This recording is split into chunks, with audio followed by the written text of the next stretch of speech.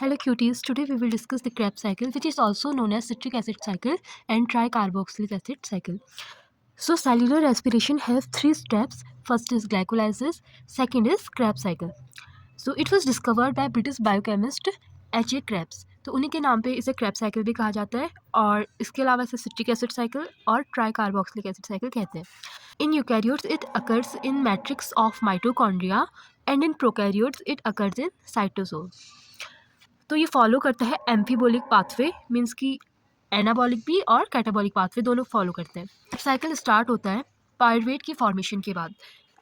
Glucose से pyruvate बनता है ड्यूरिंग ग्लाइकोलाइसिस और पायरुवेट से कार्बन डाइऑक्साइड रिमूव होता है और एसिटिल कोए बनते हैं. साथ ही NADH प्लस कन्वर्ट होता है NADH2 में, NADH प्लस में. अब यहाँ पे दो पायरुवेट मॉलिक्यूल बनते हैं, तो दो पायरुवेट मॉलिक्यूल में से दो कार्बन डाइऑक्साइड रिमूव होंगे और दो एसिटिल कोए बनेगा. So this is also known as linkage reaction because it links Krebs cycle and glycolysis.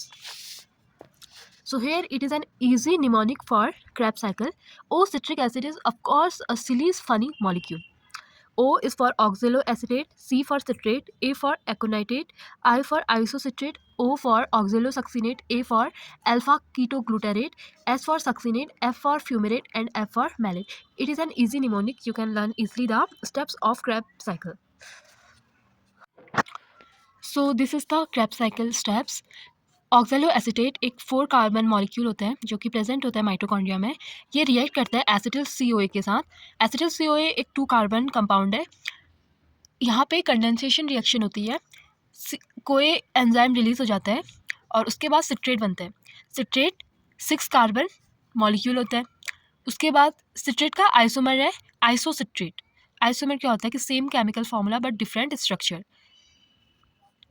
यहाँ NAD से NADH बन रहा है और कार्बन डाइऑक्साइड रिलीज हो रही है.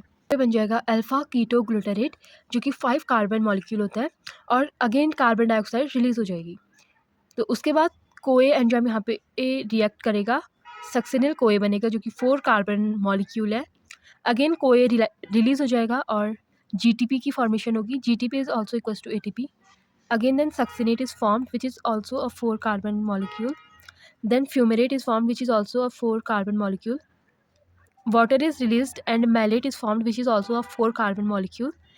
And then oxaloacetate is formed. So this cycle repeats and repeats.